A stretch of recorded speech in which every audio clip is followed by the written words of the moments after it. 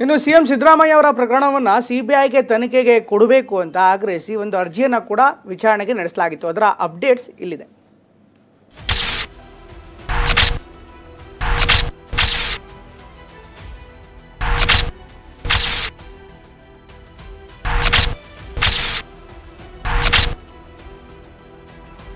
ಜನವರಿ 27ರಂದು ಸಿದ್ದರಾಮಯ್ಯ ಪಾಲಿಗೆ big day.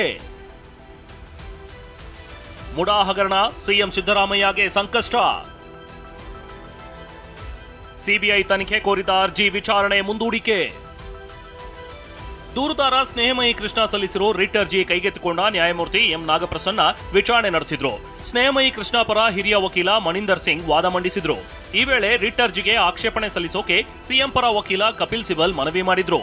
ಮನವಿ ಪರಿಗಣಿಸಿ ವಿಚಾರಣೆ ಜನವರಿ 27ಕ್ಕೆ ಹೈಕೋರ್ಟ್ ಮುಂದೂಡಿಕೆ ಮಾಡಿತು.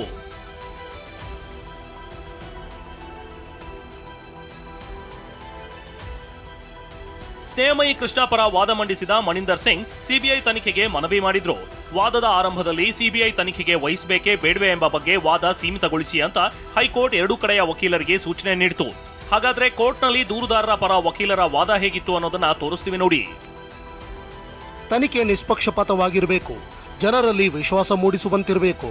ರಾಜಕಾರಣಿಗಳು ಭಾಗಿಯಾಗಿರುವಾಗ ನಿಷ್ಪಕ್ಷಪಾತ ತನಿಖೆ ಕಷ್ಟ. ಹೀಗಾಗಿ ಸ್ವತಂತ್ರ ತನಿಖೆ ನಡೆಸುವ ಅಗತ್ಯವಿದೆ. ವಾದ ಮುಂದುವರಿಸಿದ ಹಿರಿಯ ವಕೀಲ ಮಣಿಂದರ್ ಸಿಂಗ್ ಸಿಎಂ ಪತ್ನಿ 14 ಸೈಟ್ಗಳನ್ನ ಮಿಂಚಿನ ವೇಗದಲ್ಲಿ ಹಿಂದಿರುಗಿಸಿದ್ದಾರೆ ಅಂದ್ರು. ರಾಜ್ಯ ಸರ್ಕಾರದಿಂದ ನೇಮಕವಾದ ಪೊಲೀಸರೇ ಇಲ್ಲಿ ತನಿಖೆ ನಡೆಸುತ್ತಾರೆ. ಲೋಕಾಯುಕ್ತ ಪೊಲೀಸರು ನಿಯೋಜನೆ ಮೇಲೆ ಬಂದಿರುತ್ತಾರೆ. ಹೀಗಾಗಿ ನಿಷ್ಪಕ್ಷಪಾತ ತನಿಖೆ ಸಾಧ್ಯವಿಲ್ಲ. 56 ಕೋಟಿ ಮೊತ್ತದ ಸೈಟ್ಗಳನ್ನು ಅಕ್ರಮವಾಗಿ ಪಡೆದಿದ್ದಾರೆ. ಸಿಎಂ ಪತ್ನಿ ಈಗ 14 ಸೈಟ್ಗಳನ್ನು ಮಿಂಚಿನ ವೇಗದಲ್ಲಿ ಹಿಂತಿರುಗಿಸಿದ್ದಾರೆ. ಅದೇ ದಿನ ಸರ್ಕಾರ ಸೈಟ್ಗಳನ್ನು ಹಿಂಪಡೆಯೋದಕ್ಕೆ ಒಪ್ಪಿಗೆ ನೀಡಿದೆ. ರಾಜ್ಯ ಸರ್ಕಾರ ಈ ಕೇಸ್ನಿಂದ ಆರೋಪಿಗಳನ್ನು ರಕ್ಷಿಸೋಕೆ ಮುಂದಾಗಿದೆ. ದೂರುದಾರ ಸ್ನೇಹಮಯಿ ಕೃಷ್ಣ ಪರ ವಕೀಲರ ವಾದಕ್ಕೆ ಸಿಎಂ ಪರ ಹಿರಿಯ ವಕೀಲ ರವಿವರ್ಮ ಕುಮಾರ್ ಆಕ್ಷೇಪ ವ್ಯಕ್ತಪಡಿಸಿದ್ರು. ಸಂಬಂಧವಿಲ್ಲದ ವಾದ ಮಂಡನೆ ಮಾಡ್ತಿದ್ದಾರೆ ಅಂದ್ರು. ಸಿಎಂ ಪರ ಹಿರಿಯ ವಕೀಲ ಅಭಿಷೇಕ್ ಮನು ಸಿಂಘ್ವಿ ಕೂಡ ಆಕ್ಷೇಪ ವ್ಯಕ್ತಪಡಿಸಿದ್ರು. ಜನವರಿ 27ಕ್ಕೆ ವಿಚಾರಣೆ ಮುಂದೂಡಲು ಕಪಿಲ್ ಸಿಬಲ್ ಮನವಿ ಮಾಡಿದ್ರು.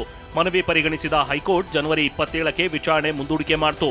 ಇನ್ನು ಲೋಕಾಯುಕ್ತ ಪೊಲೀಸರು ವರದಿ ಸಲ್ಲಿಸೋಕು ಜನವರಿ 28ರವರೆಗೆ ಡೆಡ್ಲೈನ್ ನೀಡಲಾಗಿದೆ. Bureau report, TV9.